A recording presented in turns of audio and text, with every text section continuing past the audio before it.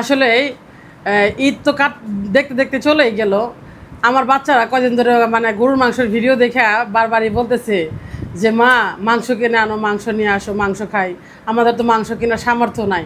তো মাহিন দেখ, তোর নতুন বাবা এই মুরগি নিয়ে আসছে, তোকে ভাইজা দিলাম, তাহলে তুই কি মনে করতেছো সেটা? আলহামদুলিল্লাহ মা, আমি এগুলোই খাবো মা, আমার গরু গোস্ত খাওয়া দরকার না, আমি এটাই খাবো। জানেন আসলে আমাদের বাচ্চারা মানে মাংস দেখে খাইতে চায়, কিন্তু খাইতে না দিতে পারলে তাই কি হয়েছে। এই দেখেন, এই যে চিকেন ফ্রাই করে দিছি, এখন আমার বাচ্চারে খাওয়াবো। এই কারণে আমি তো গরুর মাংস না কিনতে পারলাম, তাই কি হইলো, আমার বাচ্চাদের তো চিকেন খাওয়াইতে পারবো, এটা তো অনেক কিছু। খা মাহিন খা, বিসমিল্লাহ। কি জানি আমার বাচ্চার হাসিটা তো দেখতে পারবো, এটাই তো অনেক কিছু। খা মাহিমা খা।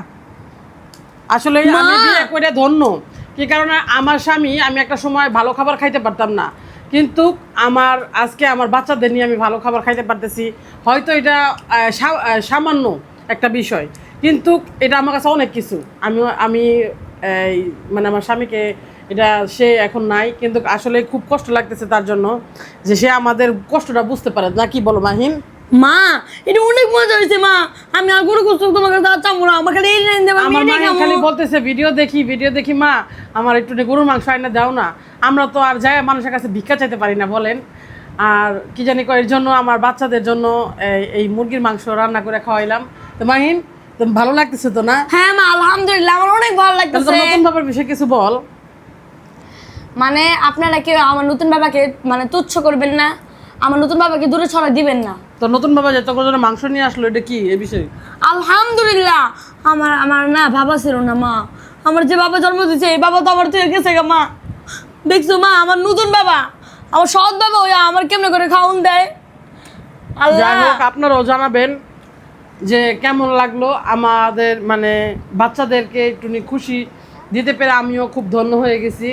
কি কারণে বাচ্চাদের মুখের হাসিটা হলো মানে 20 টাকার থেকে মানে মূল্যবান।